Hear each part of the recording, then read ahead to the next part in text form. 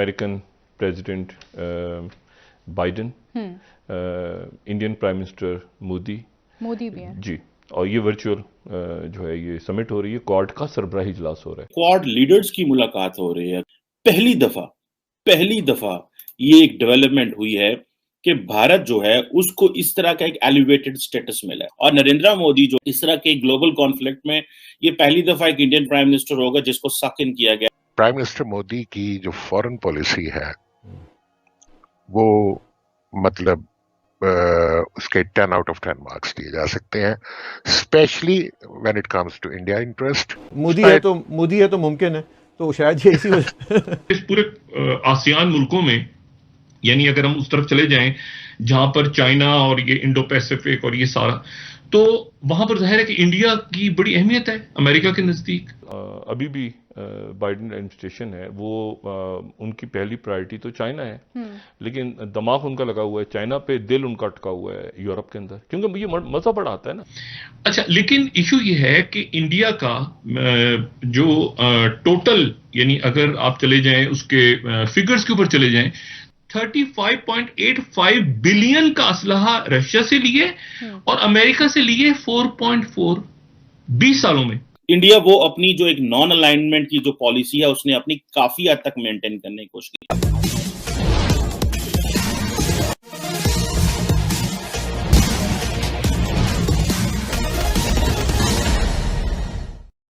कल क्वाड के देशों की बैठक हुई जिसमें भारत के अलावे अमेरिका, जापान और चीन कुल 4 देश शामिल हैं। आप लोगों को पता ही होगा कि क्वाड का गठन चीन पर नकेल लगाने के लिए किया गया है।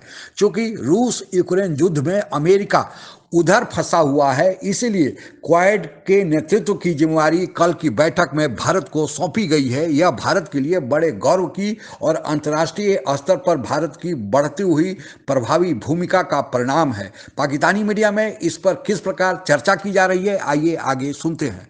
American president Biden, Indian prime minister Modi भी है जी, और ये वर्चुअल जो है ये समिट हो रही है, क्वाड का सरबराही इजलास हो रहा है, और ये उस वक्त हो रहा है जब आज हमें ये इल्म है कि आज सुबह जो है या पिछले 24 घंटों में उनकी सेनेट की जो फॉरेन रिलेशंस कमेटी है उसमें ये पॉइंट रेज हुआ है इंडिया के हवाले से कि इंडिया जो है उसने एब्सटेन क्यों किया। क्वाड लीडर्स की मुलाकात हो रही है। पहली दफा ये एक डेवलपमेंट हुई है कि भारत जो है उसको इस तरह का एक एलिवेटेड स्टेटस मिला है। इंडिया को जो स्टेटस मिला वो ये है कि इंडियन गवर्नमेंट जो है, Indian prime minister Narendra Modi जो है, उनको बुलाया जा रहा है कि वो आके बात करें।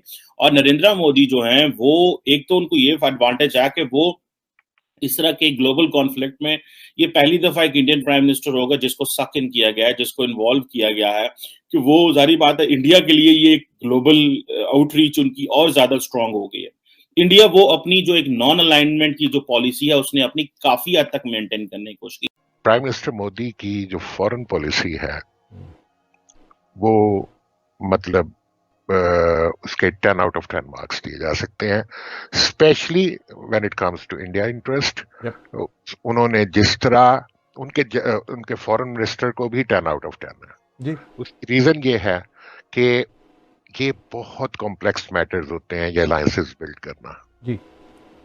इंडिया ने 2 अलायंसेस का एज ए पिवट होके बिल्ड किया, एक क्वाड जो एशिया क्वाड है और दूसरा वेस्टर्न क्वाड है।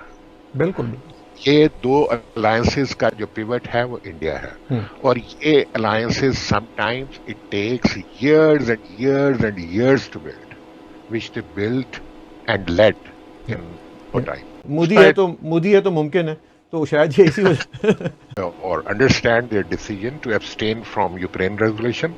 I do not. But they are handling it very well. जो आपने बात की ना, जो इंडिया के प्राइम मिनिस्टर की और फॉरेन मिनिस्टर की और उनकी इंतज़ामिया एस्टेब्लिशमेंट की, आप ये देखें कि मैं उनके विजन को देखते हुए ये सोचता हूँ कि यार मैं जब अपनी तरफ देखता हूँ तो मुझे तो बाजवा साहब के घर में मिलाद होता हुआ नज़र आता है, मुझे तो इमरान खान के घर पे जिन्नात नज़र आते हैं, वहाँ गोश्त रात को डाला जाता है, वहाँ पे तावीज़ों की बात हो रही होती है। हमारे फॉरेन मिनिस्टर जो हैं वो लोगों के गलों में जो है तावीज़ और हार पहना के जो है ना वो नजराने ले रहे होते हैं। तारीखी तौर पे सोवियत यूनियन और फिर रशिया। इंडिया में मामला हुआ ना, इंडिया में ये हुआ कि उनकी अपोजिशन सारी जो है यूक्रेन के मामले पे उन्होंने हुकूमत का साथ देने का फैसला किया कि यानी जो भारतीय हुकूमत है वो एक उनका कहना ये है कि हमारा जो एक न्यूट्रल स्टांस है, ठीक है, न्यूट्रल से मुराद ये है कि उन्होंने एब्सटेन किया, मजम्मत नहीं की। उसके बाद भी क्वाड का अभी भी बाइडेन एडमिनिस्ट्रेशन है वो उनकी पहली प्रायोरिटी तो चाइना है, लेकिन दिमाग उनका लगा हुआ है चाइना पे, दिल उनका अटका हुआ है यूरोप के अंदर, क्योंकि ये मजा बड़ा आता है। इस पूरे आसियान मुल्कों में, यानी अगर हम उस तरफ चले जाएं जहां पर चाइना और ये इंडो पैसिफिक और ये सारा, तो वहां पर जाहिर है कि इंडिया की बड़ी अहमियत है अमेरिका के नजदीक।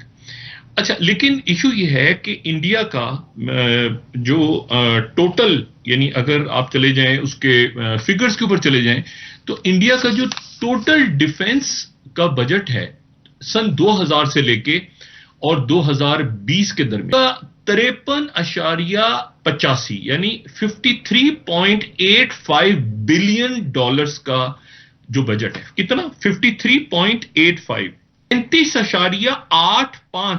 35.85 बिलियन का असलहा रशिया से लिए और अमेरिका से लिए 4.4 20 सालों में, ठीक है। तो कहां पर 53.85 बिलियन डॉलर्स रशिया के साथ है डिफेंस के एग्रीमेंट्स और ये S-400 और AK-47 राइफल्स और बाकी उनके जो मिसाइल सिस्टम सारा, तो बाद, और उसमें से फिर तीसरे नंबर पे कहीं जाके इसराइल है और बाकी मुल्क हैं। अब यहां जो इशू आ रहा है वो ये है कि देखें 140 मुल्कों ने एक तरफ वोट डाला, 10, 20 या 25 मुल्कों ने या कितने मुल्कों ने, जितने मुल्कों ने भी तो वो खिलाफ वोट डाला। मैंने कहा इसकी वीटो नहीं है, ये करारदाद पेश हो रही है जिसकी सिर्फ पॉलिटिकल हैसियत है। लेकिन उसके बावजूद अगर चाइना एब्सटेन कर गया और इंडिया एब्सटेन कर गया और पाकिस्तान कर गया और फर्ज करें बांग्लादेश कर गया, ठीक है, तो ये तो दुनिया की कोई जो मुल्क गैर हाजिर रहे हैं, ये तो दुनिया की 50% आबादी है। अगर इंसानों को देखें कि वो कितने इंसान बसते हैं, तो फिर तो ये आधी दुनिया निकल गई उस तरफ, ठीक है। और आधी दुनिया वो 140 मुल्कों में आ रही है, जिसमें यूरोप भी है, जिसमें ये भी है, जिसमें वो। अच्छा, एनीवे, अभी तक इंडिया जो है वो रशिया के साथ है, यानी जमहूरियत नहीं है अकॉर्डिंग टू अमेरिकन डेफिनेशन के। बड़ी इंटरेस्टिंग बात है। और बहुत सारे अरब ममालिक जो है वो जमहूरियत की सफों में शामिल हो गए, तो ये एक बड़ा सवालिया निशान है। भारत के विदेश नीति की अभी परीक्षा की घड़ी चल रही है, क्योंकि अमेरिका सहित सभी पश्चिमी देश यूक्रेन के मामले को लेकर रूस के विरोधी हैं, जबकि भारत के साथ रूस के बहुत गहरे संबंध लंबे समय से चले आ रहे हैं। रूस भारत के रक्षा जरूरतों का करीब 55 से 60% सामान की आपूर्ति करता है। रूस हमेशा से ही भारत का हर एक सीजन में टाइम टेस्टेड फ्रेंड रहा है।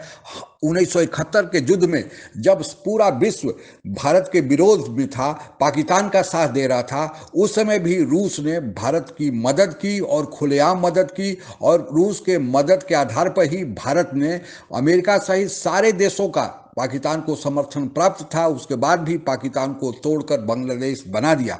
इसलिए भारत का रूस विरोधी होना संभव नहीं है। यही कारण है कि जब पहले यूनाइटेड नेशन सिक्योरिटी काउंसिल के जनरल असेंबली में और फिर यूनाइटेड नेशन सिक्योरिटी काउंसिल में मतदान हुआ, तो भारत ने उस मतदान में हिस्सा नहीं लिया। यानी न तो वह रूस का विरोध किया और न ही अमेरिका का विरोध किया। भारत अपने पुरानी गुटनिरपेक्ष नीति पर चलते रहा। लेकिन जब अभी हाल में ही यूनाइटेड नेशन जनरल असेंबली में भारत ने गुटनिरपेक्षता की अपनी छवि बरकरार रखते हुए रूस के खिलाफ मतदान नहीं किया, जो प्रस्ताव यूनाइटेड नेशन जनरल असेंबली में लाया गया था वह अमेरिका प्रायोजित था और उसमें रूस को यूक्रेन पर हमले के लिए निंदा करना था, तो भारत ने उस मतदान में हिस्सा नहीं लिया। इसके बाद कयासों का बाजार गर्म हो गया कि अमेरिका अपने यहाँ के कानून के मुताबिक भारत पर तत्काल कोई न कोई प्रतिबंध लगाएगा, और यह प्रतिबंध S-400 जो मिसाइल डिफेंस सिस्टम भारत ने रूस से खरीदा है उसके आधार पर लगाया जाएगा। क्योंकि अमेरिका में एक कानून है कि अमेरिका के किसी दुश्मन देश से कोई भी देश अगर हथियार खरीदता है, रक्षा सामान खरीदता है, तो अमेरिका अपने यहाँ के कानून के अनुसार उस पर प्रतिबंध लगा सकता है। और इसका उदाहरण तुर्की है जिस पर S-400 यही मिसाइल सिस्टम रूसिया से जब तुर्की ने खरीदा था तो अमेरिका ने उस पर प्रतिबंध लगाया है, जबकि तुर्की अमेरिका का नाटो का एक सदस्य देश है। नाटो आप लोगों को पता ही होगा कि अमेरिका ने एक रक्षा संगठन बनाया हुआ है जो नाटो है। तब भारत पर भी ऐसे प्रतिबंध की अफवाहें चल रही थी, लेकिन कल के बैठक में एक दूसरा रुख ही राजनीति का देखने को मिला और उसमें क्वाड की बैठक में भारत की भूमिका की न केवल सराहना किया गया बल्कि अमेरिका ने यह संकेत भी दिया कि आने वाले समय जो आ रहे हैं उसमें क्वाड का नेतृत्व भारत को मिलने जा रहा है, क्योंकि अमेरिका अभी रूस के साथ निपटने में व्यस्त है।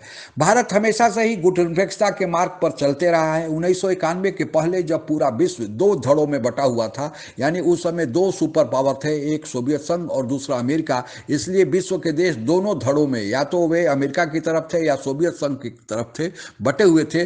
फिर भी भारत अपनी गुटनिरपेक्ष छवि बनाए हुए था, वह किसी के खेमे में नहीं था। 1991 में जब सोवियत संघ अपने आंतरिक कारणों से टूट गया और केवल अमेरिका ही सोल सुपर पावर बचा, तो बहुत सारे देश अमेरिका के पिछलग्गू बन गए, जिसमें से पाकिस्तान भी एक था। लेकिन भारत उस समय भी अपनी गुटनिरपेक्ष छवि बनाए हुए था और यह बात अमेरिका को पता है कि भारत अपने उस नीति से, गुटनिरपेक्षता से आगे पीछे टसमस नहीं होगा। आप लोगों को पता ही होगा कि अमेरिका सहित जितने भी पश्चिमी देश है उनको सबसे ज्यादा खतरा चीन से है, रूस से भी ज्यादा खतरा चीन से है, क्योंकि रूस आर्थिक ताकत नहीं है, केवल वह सैनिक ताकत है। रूस की आर्थिक स्थिति तो भारत से भी, रूस जो दुनिया में देश हैं समृद्ध देश, उसमें भारत से भी नीचे की ओर रूस आता है। लेकिन जहां तक चीन का सवाल है, चीन ने अपने को आर्थिक रूप से भी संपन्न बना लिया है और सैनिक ताकत भी बढ़ा लिया है। अब वह अमेरिका के बाद आर्थिक ताकत में दूसरे नंबर पर हैं। इसलिए अगर पश्चिमी देश चीन का मुकाबला करना चाहते हैं, चीन पर नकेल कसना चाहते हैं, तो उन्हें भारत की हिमायत की जरूरत होगी। और यही कारण है कि क्वाड में भारत की भूमिका बढ़ाई गई और अभी तक सैंक्शन लगाने से अमेरिका परहेज कर रहा है। आगे क्या होगा यह तो वक्त ही बताएगा, लेकिन अब तक की जो भारत की कूटनीति रही है, अंतर्राष्ट्रीय राजनीति में जो भारत का चाल रहा है वह कामयाब रहा है, आगे भी रहेगा, ऐसी हम आशा कर सकते हैं। आज के लिए बस इतना ही। जय हिंद। आप अगर हमसे जुड़ा रहना चाहते हैं तो कृपया मेरे चैनल को सब्सक्राइब करें तथा बेल आइकन भी दबा दें ताकि नई वीडियो की जानकारी तुरंत आप तक पहुंच जाए। धन्यवाद। जय हिंद।